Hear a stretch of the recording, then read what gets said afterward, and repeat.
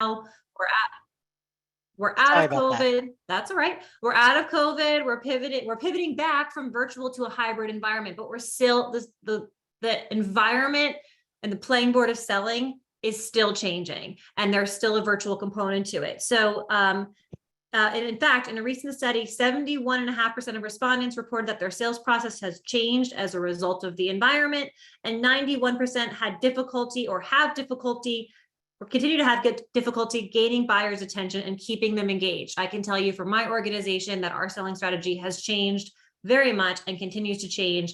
And the way that we track the data and the success rates really impacts our ultimate growth. So if you want to join, I hope you'll join us in February at the next roundtable to discuss cyber selling strategies and how to grow your business and enhance your sales team's efficiencies. With that, I'm going to throw it over back to you, Donna, right? Did I do that right? I listened to the test. Yep. I listened to the classroom, and thank you all for being here today. Thank you, Rachel. Thank you to all our sponsors. I'm super excited to be here.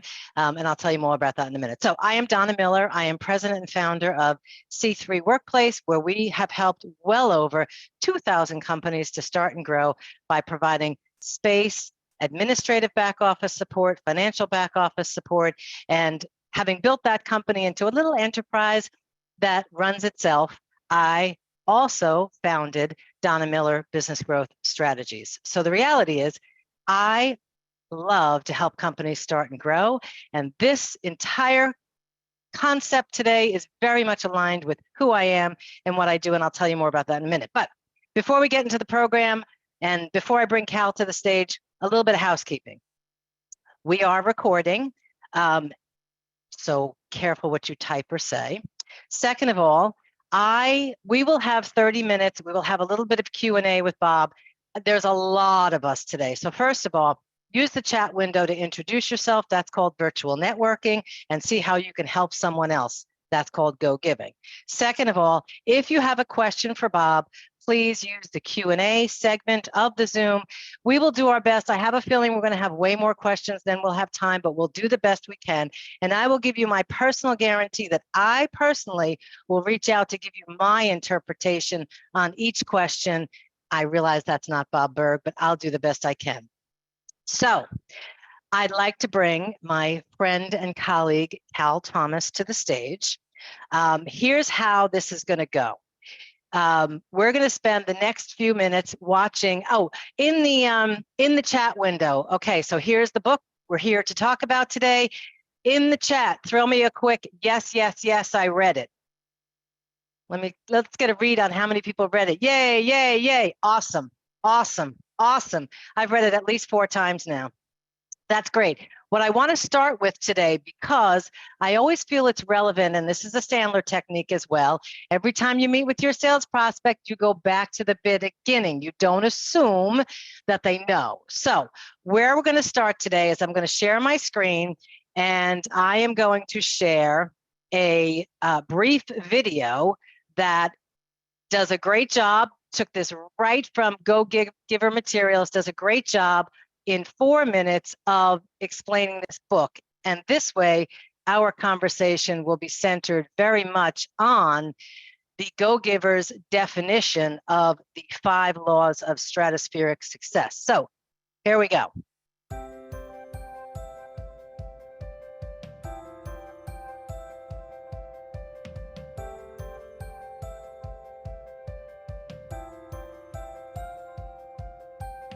Meet Joe, an ambitious young man who yearns for success. Sound familiar? Maybe you know someone like Joe. He's aggressive, relatively successful, and determined to reach the top. A real go-getter. But something is missing. Something that has caused him to be not nearly as financially successful and internally fulfilled as he knows he could be. One day, Joe is fortunate to be introduced to a man named Pindar, known by some of the most highly successful people in the world simply as the chairman. Over the next week, Joe meets some of Pindar's former proteges who are extremely financially and personally successful. With Joe, they share the 5 laws of stratospheric success. They explain to Joe that if used together, these somewhat counterintuitive 5 laws will lead him to huge success as it did for them. It only makes sense because these are the same laws people have used in order to be successful in any market-based economy. The law of value. Your true worth is determined by how much more you give in value than you take in payment. The law of compensation. Your income is determined by how many people you serve and how well you serve them. The law of influence. Your influence is determined by how abundantly you place other people's interests first. The law of authenticity. The most valuable gift you have to offer is yourself. The law of receptivity.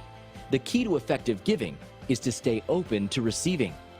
But like any ambitious young man, Joe first challenges these laws before applying them. The law of value, he thinks. This sounds like a recipe for bankruptcy. That sounds reasonable.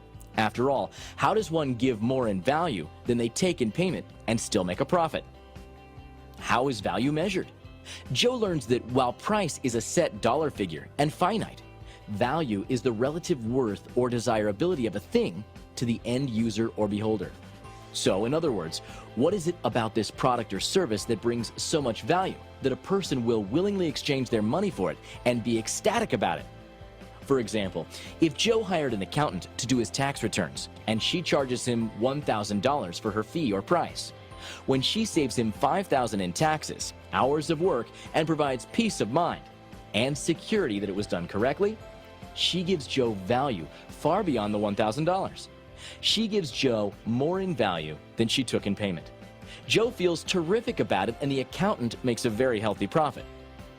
Joe learns quickly the kind of relationship he wants to have with anyone with whom he does business.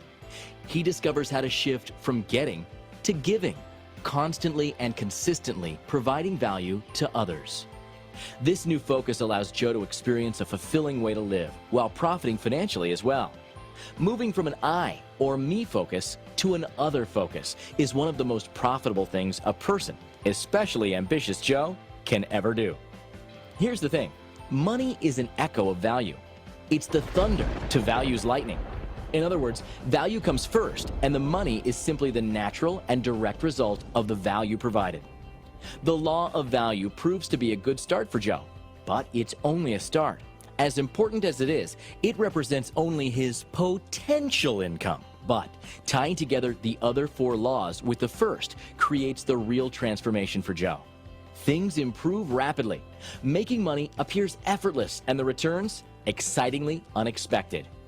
These laws can do the same for you, just as they did for Joe and for so many of today's hugely successful leaders, entrepreneurs, and salespeople. Join Joe along with his mentors, Pindar, Ernesto, Nicole, Sam, Deborah, Rachel, and of course, Gus, and be delighted by this quick, easy-to-read story about a powerful business idea. Actually, a powerful life idea. Enter your name below to receive.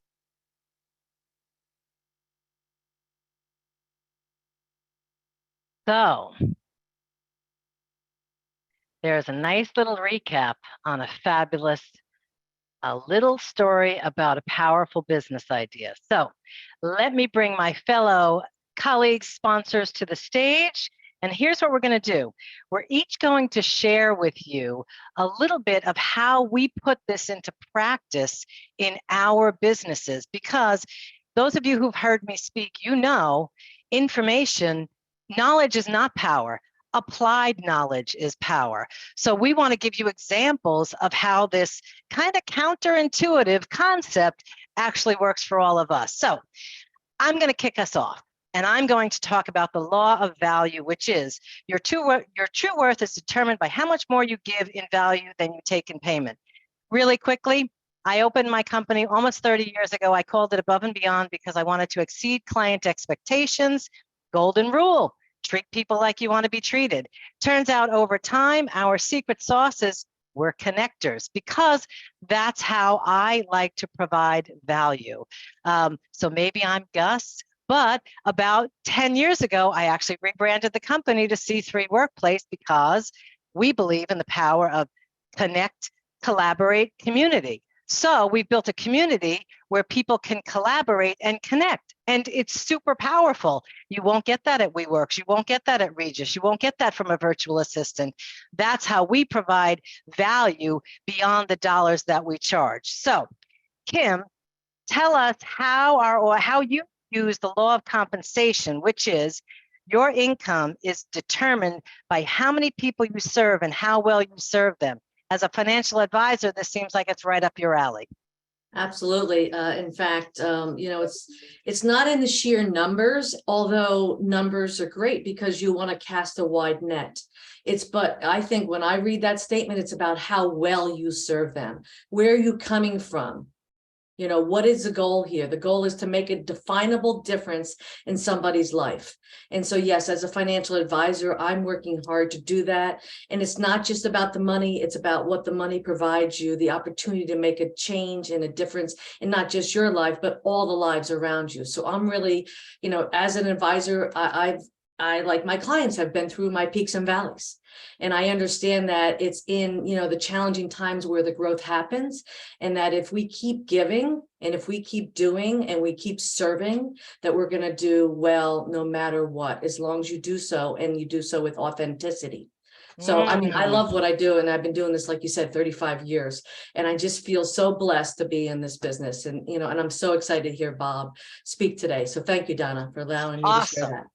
Thank you, Kim. So Cal, talk to us about the law of influence, which is defined as your influence is determined by how abundantly you place other people's interests first.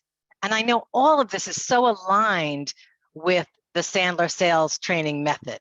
So let me unmute you or unmute yourself. There you go. You're right, Don, and it really is. And I love the C3. I think that's a great thing. And within this group, we all pass a lot of business back and forth. We make a lot of introductions to each other because there is that huge trust and that bond that we have. And that really is at the crux of the law of influence.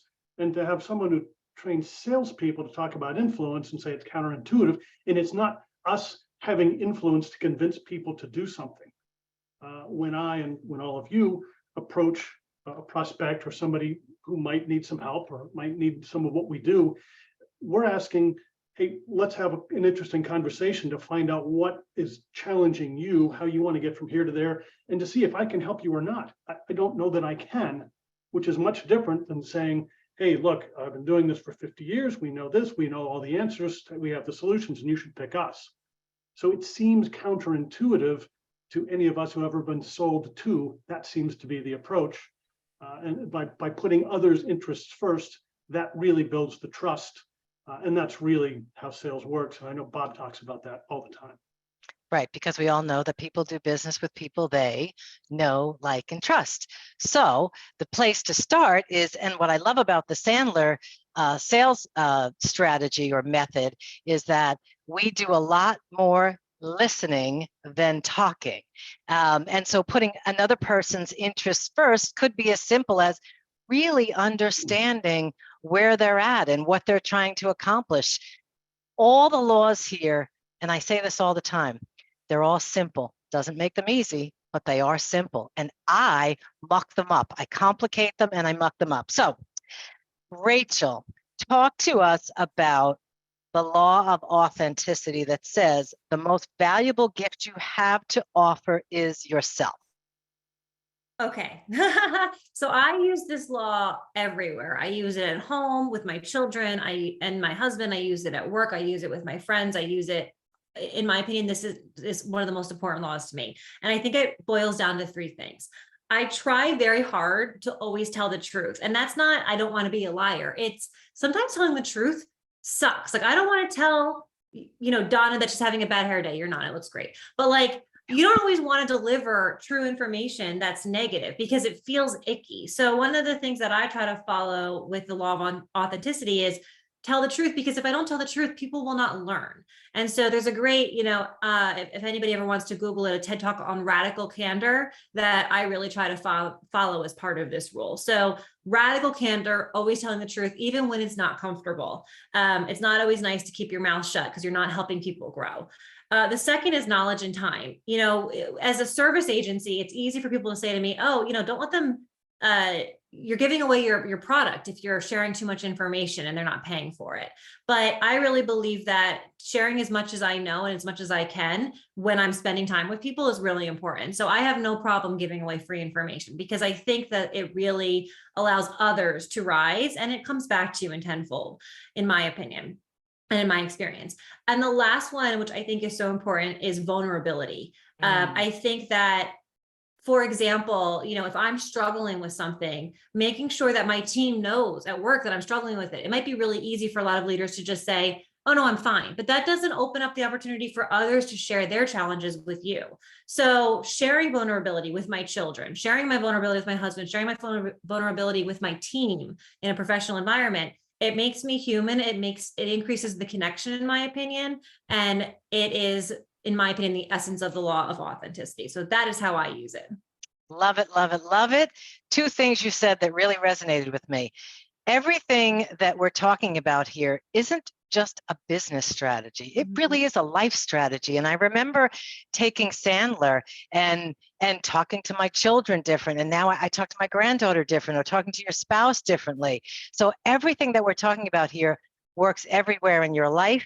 And I think the other thing about authenticity that's really important, and there's a quote by Marianne Williamson that does a much better job of this, but basically, if we show up as our authentic selves, and sometimes that's when we're having a bad day, it allows the people who work for us and the people who work with us to do the same thing. And, it allows us to co-create solutions and to create this safe space where we can all accomplish greater things. And to me, that's kind of the epitome of authenticity. So the last of the 5 laws is Laura's going to talk to us about the law of receptivity, which says the key to effective giving is staying open to receiving. Laura. Yeah. So I think about this, and actually, to quote Sandler again, Cal says head trash.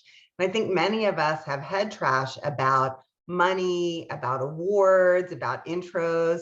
And so, for me, as I was thinking about an example here, I said, gosh, for years, people were kind of nominating me for awards. And I kept saying, oh, thank you so much. That's really nice, but I'm not ready. And I wouldn't fill out the form. I wouldn't do it. I wasn't receptive to what they were trying to give me, a gift. And then I opened up to that, and it was amazing, and it felt really good, and being open to that. So the same thing with money or leads. Sometimes somebody gives you a lead or an intro. Like one of mine was to a huge pharma. I'm like, oh, that's not who we target. But when I had the meeting, they actually wanted to talk to me for their clients. And so it's turned into a beautiful, all-day management training program next week. And so I think being open to receive and let people give to you just like you want to give to them is important. And the money part, there's lots of books written about this, and coaching done on the value, to not diminish your value and your worth, and to be open to receive what people are willing to pay for the value that you're giving them, and not diminish it or cut it down. So did that do it, Donna? 100% love it, Laura. And, as I work with my clients to help them grow their business, maybe they need to up level their team. Maybe they're trying to get to the next level. Maybe they're trying to find the door. It's always about helping them to identify where it is they want to go and how they're going to get there, and then creating a strategy and helping them to stay accountable. But I always start by looking at the numbers, and I always look at, what are they charging? And I say all the time, you have to charge what you're worth. You have to do that from the very beginning. And I have a very successful client who we literally doubled her rates. It took her 6 months because she was so uncomfortable with the idea of doubling her rates. But guess what? No one left. No one. Now it's like, okay, now we do the ABC. Let's get rid of the C's. Let's figure out who can serve the C's. So I really believe that. And get your pen out, people, because this is my pearl of wisdom for the day. Hopefully. Well, maybe there'll be more. I don't know. Profit drives possibility.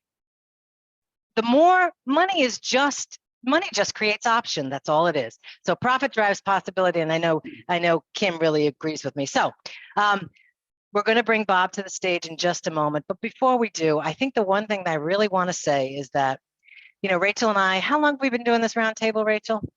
Oh my gosh, I think we're like 18 months now or more. Yeah. Rachel, and you have to surround yourself with the right people. So you're with the right people. When Rachel sends me a text and goes, I have an idea, and frankly, I go, oh shit, let's talk. You say that a That's lot. kind of how it goes. So Rachel said, here's what I think we should do. And the truth is, I do surround myself with people who want to deliver massive value. I do try to find scenarios where 1 + 1 = 15 and not 2 or not 3. And so this entire event, the fact that NJBIA is helping us to be in front of all these people, the fact that Kim and Laura and Cal are sponsoring this event, and that gives us the opportunity to market it to more people and help as many people as we possibly can. Obviously, there's no fee for this event. We're not doing it for the money. We're not making money on it. Our idea here is to be, and I guess this is kind of what I'm coming to the realization is, we are go-givers. We are absolutely go-givers. It's how we live. It's how we breathe. It's who I've surrounded myself with. And as a result of being a go-giver, as a result of taking Sandler and developing a relationship with Cal, hey, Cal, I need some speakers. And he says, hey, I know Bob Burg. What do you think? I'm like, are you kidding? So I want to thank our sponsors, Kim, Laura. Thank you for adding your samples or ideas to the mix. And Bob, I want to ask you to come to the stage. So let's see. There he is. Hi, everybody. Welcome, Bob. Welcome. I hope you enjoyed our little preamble. I loved it. I thought you all did a fantastic job. Thank you. I needed to use your materials because I never want to butcher anyone's materials. And like I said, if it's not broken, don't fix it. So I thought, well, this is really great. So what we're going to do for the next 30 minutes, everyone, is we've got some questions. Bob's going to chime in on some questions. And I'm going to start us off. And Bob, I have to say, I read the book. I'm going to say the first time, maybe 12, 13 years ago. I read it again a couple of years ago. I read it again 6 months ago, and I listened to it. I just came back from Florida. I listened to it on my way home. So the first thing I want to ask you is, tell me, I am so intrigued by the format, the simplicity, the storytelling. You had a co-author. And I know that in our audience today, we have lots of aspiring authors. Can you give us the backstory on how the Go-Giver book and then movement came to be? Yeah, so years and years ago, back in the 90s, actually, I had a book called Endless Referrals, Network Your Everyday Contacts into Sales. And it was a how-to book. It was basically for people who, entrepreneurs and salespeople who knew they had a great product or service, that they knew it brought tons of value to people, but they may not have felt comfortable going out into their communities and developing the kinds of relationships where people would want to do business with them directly and or refer them to others. So it was really a how-to. It was a system. And I personally define a system as the process of predictably achieving a goal based on a logical and specific set of how-to principles, the key being predictability. If it's been proven that by doing A, you'll get the desired results of B, then all you need to do is A, and you'll get the desired results. Well, like Sandler has a wonderful, magnificent system. If you follow their system, as you did when you first started, you know that your rate of engagement and closing and everything good is gonna happen, right? It's a system. It's proven. So it was a how-to system for doing that. The basic premise was that all things being equal, people will do business with and refer business to those people they know, like, and trust. Now, I thought, and even back then I thought, wouldn't it be great if we could take that basic idea and turn it into a story? I'd always loved reading business parables. Stories tend to connect on more of a heart-to-heart level, and I thought that'd be great. But I'm a how-to author. I'm not a story I can tell the story from stage, but not a writer. story writer. So fortunately, I met John David Mann when I was when he was editor-in-chief of a magazine I used to write for. And even back then, he had a magnificent reputation as an author. And I just shared this kind of very, very basic idea I had. And fortunately, he agreed that it had something to it. So we got together and wrote it. He was the lead writer and storyteller, though, believe me. And we got turned down by 24 publishers before the 25th one. Wow. Yeah. So Wow. Wow, that is fantastic. So Cal, you had some questions about some of the things that Bob does on social media. Well, we've kind of, Bob, gotten to know each other a little bit over the past years. I've had the book for well over 10 years. I have a couple of the others. And Bob and I met about 3 years ago, and he was gracious enough to let me interview him for an executives group. And through some of that communication, Bob, I've come to recognize, and I guess really implement. I mean, we have a lot, Sandler, and you certainly have a lot in common in your messaging. But I'm so struck by, stereotypically, the belief is, or we're told, or our parents told us, that go be that go-getter, go be that person, get your goals out there. And in fact, you've turned that on its head to say it's actually be others focused. Yeah. Put other people's first. Don't be a wimp and get trod upon, but put others' interests out there first. Maybe you can talk a little bit about the interaction with Joe and Pindar, and how Joe got his mind, his paradigm, to use a bad joke, shifted. So yeah, that's a great point. Let's break that down a little bit, because, as you said, placing others, interests first. And why is that so influential? That sounds so counterintuitive, if not counterproductive, maybe even downright Pollyanna-ish, right? And here's one of the first things I'll say when I address a sales conference, okay? I'll say, nobody's gonna buy from you because you have a quota to meet, okay? Nobody's gonna buy from you because you need the money. And nobody's gonna buy from you just because you're a really nice person. They're going to buy from you because they believe that ultimately they're going to be better off by doing so than by not doing so.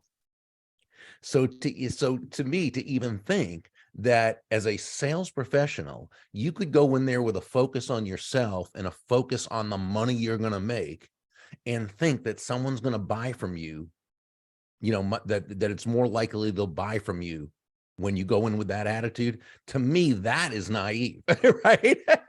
that would be naive, right? It's not naive to believe that if you want this sale, you're going to have to please that other person. You're going to have to give them something they want. You're going to have to go in the right way and communicate value. And of course, we do that through asking questions, through listening, through being all those things that you teach so well. But yeah, so to me, it makes actually perfect sense that to the degree that we place the other person's interests first, that we focus on them, that's the degree to which we create that know, like, and trust. And that person's going to be much more likely to do business with us. When we say, focus on the giving as opposed to focusing on the getting, it's all where the focus is, right? See, we love go-getters, okay? Go-getters are people of action. Go-getters take action. Everyone on this call, we're all business people, right? And we all know you can have the best thoughts, nicest ideas, the greatest of intent, but without action put into the mix, nothing's going to happen. It can't happen. So we love go-getters. When you combine a go-getter, a person of action, with a go-giver, someone who is absolutely, totally laser focused on bringing immense value to others, that's a powerful combination. We would say the opposite of a go-giver is a go-taker. And that's that person who feels almost entitled, if you will, to take without having added value to the other person, to the process, to the situation. Now, these go-takers, they tend to be rather frustrated because they rarely attain. At the beginning of the story, Joe was a go-getter, but he was also a go-taker, right? That's not a positive combination. So they tend to not do as well as they think they deserve, because but even when they do, and go-getters, or excuse me, go-takers, you see very successful, financially successful go-takers, but it tends to not be sustainable because it hasn't been built on the right foundation. So they're always having to repeat the process. They don't have loyal customers. They don't have personal walking ambassadors. And for those go-takers who can absolutely sustain that financial success over long periods of time, it's typically because there's something about them where they're just so good on the competitive plane, or they've invented something, or they have some unique advantage, whatever, and that's what happens. But that's rare, and it's very difficult as a go-taker to be sustainably successful. And if you notice, most go-takers, even if they do well financially, they tend to have kind of not great relationships in other areas of their lives just because of who they are. Absolutely. I was going to say that you could be a go-taker and you could be successful, but it's not sustainable. I think, Very you know, difficult. you burn out, you have no work-life harmony, and you have very little joy. Bob, one of the questions in the from the registrants, and I saw this and I loved it, and I was going to ask it myself, is there a particular character in the book that you relate the most to, and has that changed over the years? It's a great question, and some of the characters are based on certain people, and some of them aren't. Some are just made up. Some are sort of composites of different people. Yeah, mine is probably Gus. You know, I think you said you're a connector earlier. I am. That's my strength. I'm a connector. That's something that's always been rather intuitive to me. So I would say that's my guy there. I can certainly see that. So I want to remind everyone, if you have a question for Bob, drop it in the Q&A. I see we've got some lining up. Cal, before we go to audience Q&A, I'll throw it back to you. Yeah, that's a good one. So Bob, you've evolved this book series into so many other things. And I'm a big fan of you on social media. Thank you. Can you give us an example or a story? You could probably do it for 4 hours, but one comment that you've gotten back that where you've made or your work has made a significant impact? You know, it's difficult to say. You know, John and I both consider ourselves very fortunate that we receive, you know, a lot of good feedback from people, and again, it's not because of us in particular. It's just I think people who apply the principles and they see the results, you know, and they're happy about that. But I think there's two types of people that really seem to benefit the most. One is the people who already were conducting their lives that way and running their businesses that way anyway. I think when they read The Go-Giver, it really does nothing more than just say, oh yeah, okay, I'm on the right track. Right.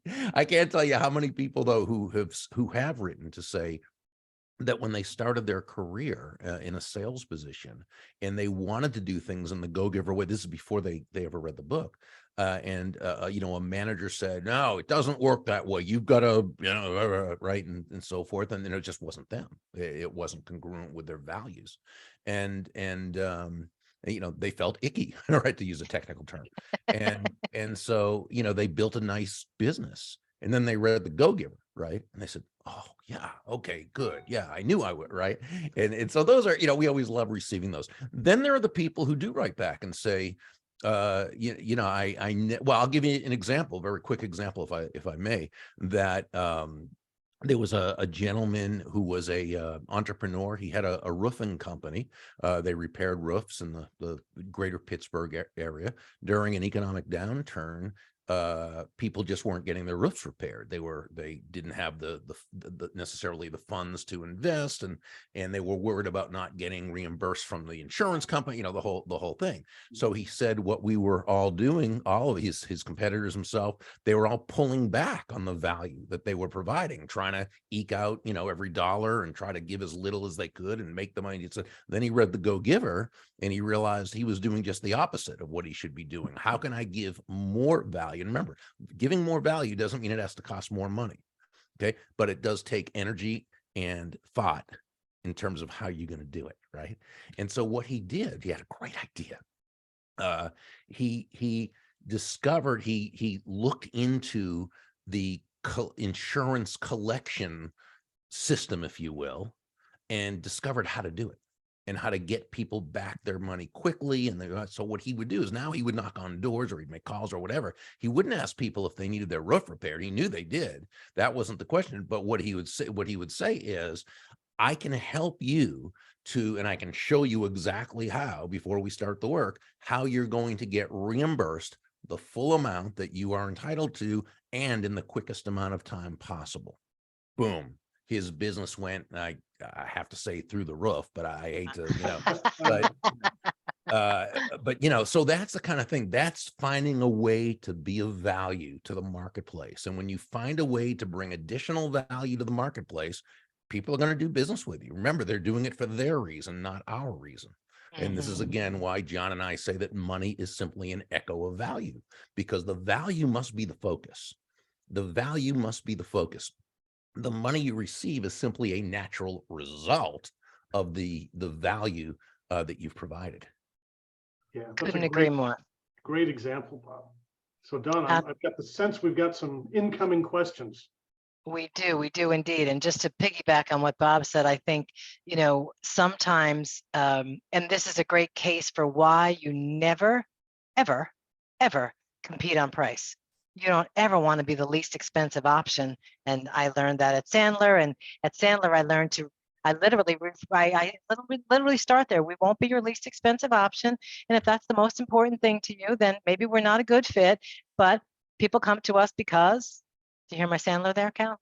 That was excellent, Donna. Donna, when you really, think about it, because, these days, technology has really leveled off the playing field. Products work, services work, TVs all work. You know what I'm saying? It's not like when I was growing up, when I was a kid, you didn't know, but nowadays things work. The things are pretty similar, right? So what happens is, unless your last name is Walmart or Amazon.com, trying to make low price your unique selling proposition is not a productive way to do business. It's not it's not productive. It's not profitable, and it's absolutely not sustainable. When you sell on low price, you're a commodity. When you sell on value, you're a resource. And that's what we want to do. And that's why it's so important to distinguish yourself. See, your product or service might be a little better than somebody else's, but see, until your prospective customer or client knows this, they don't know this.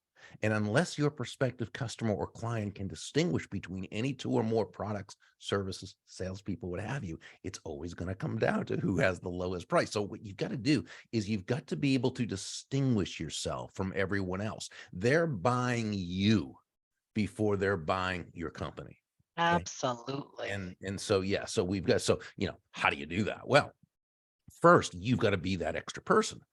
The good news is, there are dozens, if not hundreds of ways to communicate that additional value, but they tend to come down to 5, what we call elements of value. And you saw a little bit of that on the video, and not the 5 laws, not value, compensation, influence, authenticity, and receptivity, but actually the 5 elements of value within the law of value. And those are excellence, consistency, attention, empathy, and appreciation. And to the degree that you and those on your team are able to effectively communicate that, that's the degree you take low price and competition totally out of the picture. Absolutely, 100%. So yes, we do have questions rolling in. And for those of you who I think I see some questions in the chat, I'm going to ask you to cut and paste those into the Q&A section. So Bob, I'm going to read this first one. It comes from an anonymous attendee, and I can relate to this. It says, I have a tendency to give too much of myself, my work away. How can one be the go-giver that I am without giving the store away? And I think, Cal, you might refer to this as unpaid consulting. And then there was a similar question, and I'll piggyback the two from a registrant saying, where does go-giving become enabling? So where's that line, Bob? Yeah, so I think I can kind of answer both of those in question, but in case I don't, please remind me at the end. Okay, will do. First, and I think this answers the second question first. First, please understand there is nothing about being a go-giver that is congruent with being a doormat, a martyr, or self-sacrificial in any way. Absolutely not. Okay. It's simply understanding that when you place your focus on the other person and bringing them value, that is a way to be both profitable and really enjoy your business. Okay. So if someone, feels as though they're being taken advantage of, and I don't mean once in a while. I mean, we live life, we're human beings. It's going to happen every so often. I mean, if you find yourself in a pattern of being taken advantage of or enabling and doing those things, it's not because you're a nice person, and it's not happening because you're a giver. It's happening because you're doing things in a certain way that's creating the environment for this to happen.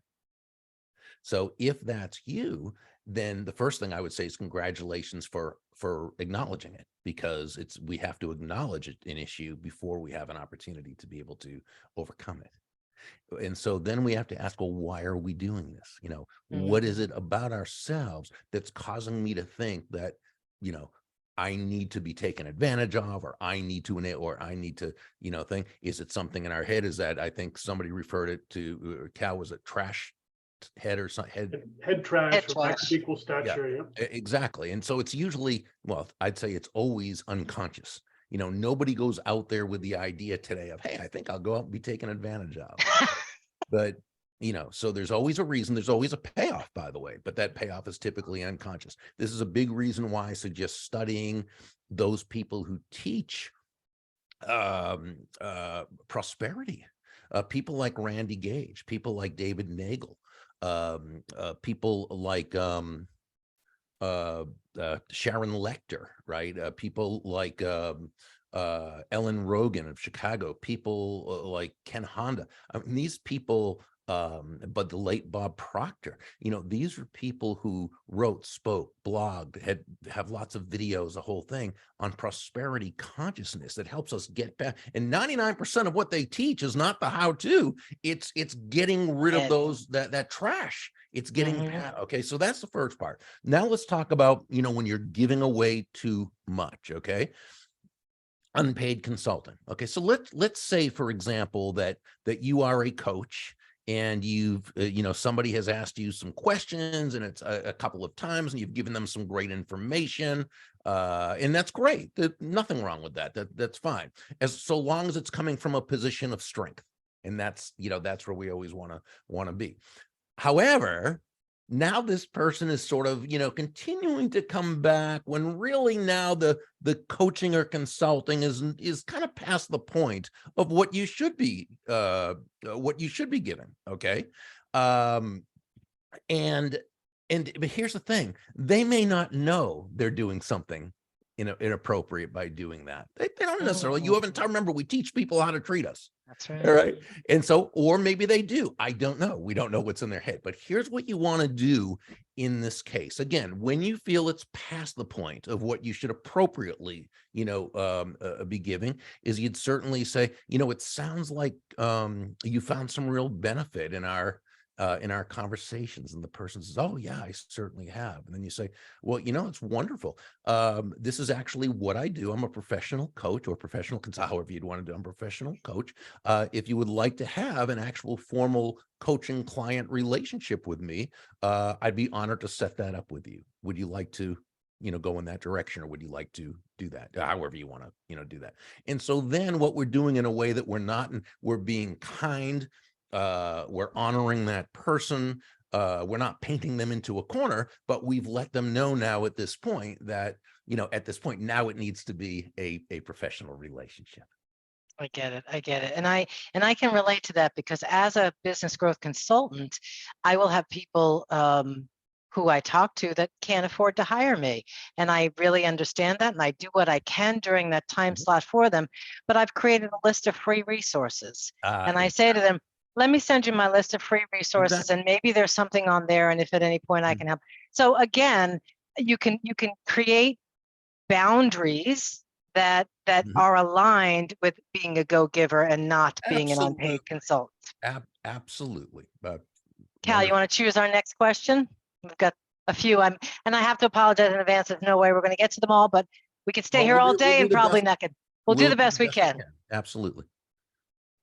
Let's see, here's a good one, right? This is just talks about daily discipline. Bob, what are any tips on developing a daily discipline for go-giver principles or the Love that. go-giver laws?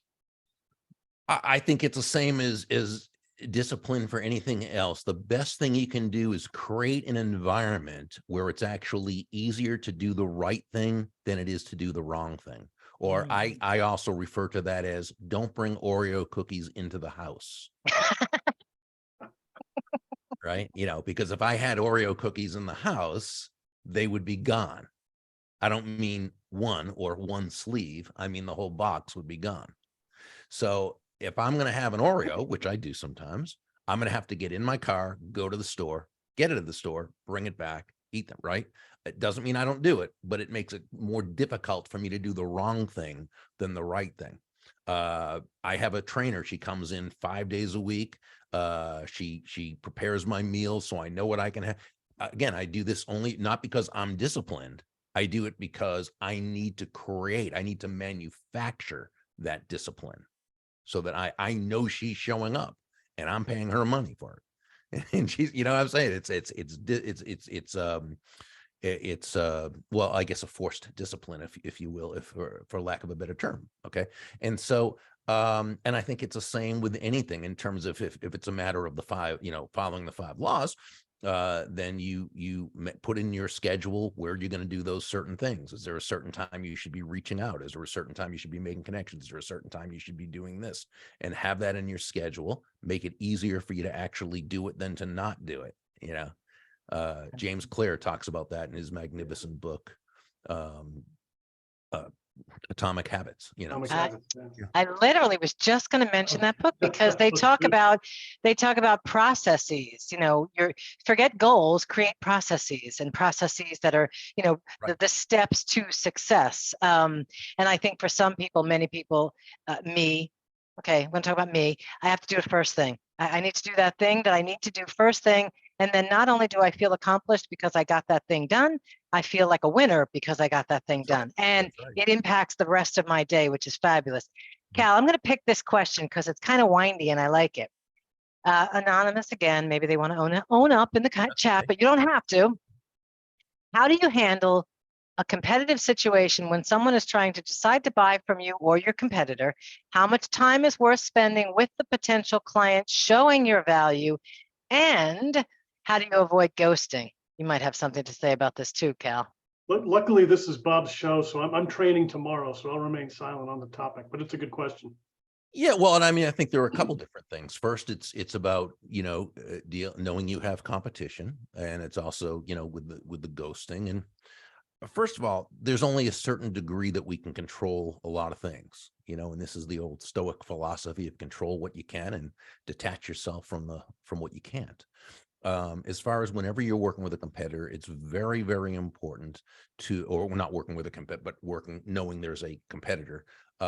It's being able to differentiate yourself, but also never down talking your competitor, and if anything, edifying them. And speaking high of them, because when you speak well of your competitor, it says to this prospect, you're safe, right? Because if you would down talk them, you would down talk the competitor. The potential customer client, if that didn't work out. It also shows you're confident, because confident people are able to speak highly of their competition. It also shows that you're successful, because successful people are confident, right? So you want to be able to edify them as much as you can when it's appropriate, as it's appropriate to do so. But you do need to be able to find a way to distinguish yourself in terms of the value you're providing. I mean, it doesn't get, and you do that, as not so much by talking about yourself, but by asking them questions that show them that you really understand them. You know what they need, what they want, what they desire. And at that point, when you do, you're often able to add insights that they don't even know that they need. It might be helping to strengthen them in an area where they have a weakness they don't quite know, or it might be showing them how to leverage a strength that they didn't quite know they had or could leverage, right? And so again, there's a lot of factors. As far as ghosting, obviously, if they're ghosting you, it's for a couple of reasons. Either there's something legitimate where they just, have their own things that they're doing and they don't think about having to get back with you. And then you hear from them 2 months later and you have the gig, or you have the right. But a lot of times it's that they're not interested, but they don't want to say why, they don't want to confront, they don't, whatever. And that's the case too. So you try a couple of times to send a message, call, email, whatever you want to do in an appropriate way. And then at that point you move. That's one reason why I'm a big believer in developing a business based on endless referrals, right? Because you want to be able to care, but not that much about whether any one person, right? So you don't want to need that person to do business with you. You want them, you can prefer them to do business with you, but you don't, your sense of happiness and peace of mind is not dependent upon their saying yes, because you have other people to talk to. Yeah. Cal, add So something true. to that if you'd like, because as the sales pro, that's your ball game. So if I've missed something, We please. speak a lot of the same language, Bob, but I think on the value, there's a subtlety, I think, in this question. How do I prove that I'm adding value? Really, I believe, and exactly I think what Bob was saying is, I need to ask questions and get the prospect to prove my value. They will believe what they say. They're not going to believe maybe what I say. So I think that's a big differentiator. And if you don't want to get ghosted, never leave a meeting without a time and a date and a calendar for the next meeting, That's ever, absolutely ever. that's Or no. that's key. I agree. I agree with the, never leave a meeting. I have a template that I use that says, maybe I misunderstood. It seemed like we were, seemed like we had something that might help each other, but I'm not a stalker. So I'm going to leave it with you. And I'm here if you ever want to pick this conversation back up. And that email has about a 80% open rate and a high click rate as well. So again, I have a big pipeline. So, we're not tied to that one prospect. Mhm. Okay, so we have 3 minutes left. I think what I want to do is kind of tie together several questions we have here that seem to overlap. And I saw it on the questions from the registrants as people registered for the event. And this is my version of everyone's question. What if you give, and you don't receive? So, yeah, and that's a very common question. It's a good question. So 95% of the time when I get that, and I actually go through and do a consult with someone in terms of why that's happening, it's because they believe, remember, what is giving? It's providing value to another person. What is value? It's the relative worth or desirability of a thing to the end user, to them. That doesn't mean what we think is of value. It means what they think is of value.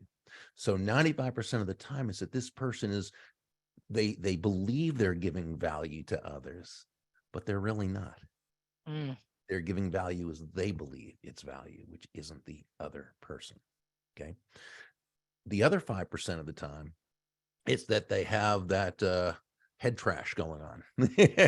Okay. And they're not able to receive. So that's really what I'm shortening everything up, obviously, but that's basically what it comes down to. They think they're adding value, but they're really not in a way that others find it to be of value. Yeah. Exactly. Cal, final question. I don't have any more questions. I mean, I've got 57 questions, but I'd just like to say, Bob, thanks so much for joining us, spreading your wisdom, taking some time to doing this. We really appreciate it.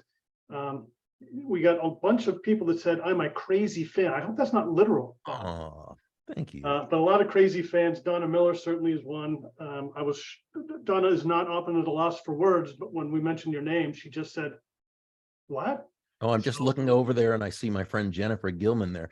Jennifer's just an amazing pro, and she's the ultimate embodiment of a go-giver. You know, I try to I've a couple times tried to look over at the chat. I just don't multitask well. And so I really haven't done that. So I apologize if you've said things. Please don't think I'm not responding to you. I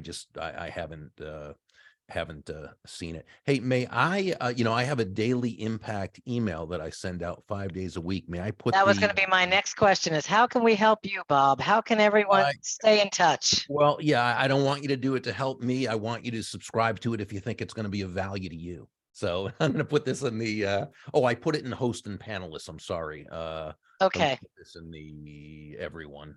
Again, trying to multitask, right? Just doesn't work out for me. Doesn't work. All right. It really doesn't work for anyone, Bob. You're the person who admitted it. Admits The it, rest right? of us are just struggling with it. We were trying to keep up and we couldn't either, but we will put that information in the message that goes out with a follow-up on the recording. So everyone will be able to have access to the newsletter and the community and anything else you choose to participate in. Yes. Rachel, you want to come back and close us out? And Bob, before we close out, I just want to say thank you. Thank you. The Go Giver was a game changer for me and the thousands and thousands of companies that I get to serve on a day-to-day basis. And thank you, Cal, for putting this together. And this is the Go Giver in action. Wow. I'm receiving. Thank you, Bob. Thank you. Thank you. Thank you all. Appreciate you greatly. Have a wonderful, stratospherically successful 2023. Thank you so much. So Donna, I'm stepping in for Rachel right now. We're passing the baton. Bob, I just have to say, super fan. First time I had a conversation with Jennifer Gilman, your name came up like 15 times. And I just finished listening to your book 2 months ago. And I'm thrilled that it was actually you reading it on Audible. Oh, So thank you so much for everybody for attending. Bob, this was without a doubt enlightening, empowering, inspiring. Thank you so much. Thank you to all the people that attended today. Please join us next month on the second Tuesday of the month for our roundtable that will be featuring our friend again, Cal Thomas, along with Lorena Mosqueda, my colleague, and I'm proud to call her that. She is so smart, and they're going to talk about cyber selling. So thank you so much. We look forward to seeing you, and march on and be the go-giver that you are. Bye, everyone. Have a great day and a fabulous 2023. Thank you, everyone. See you soon.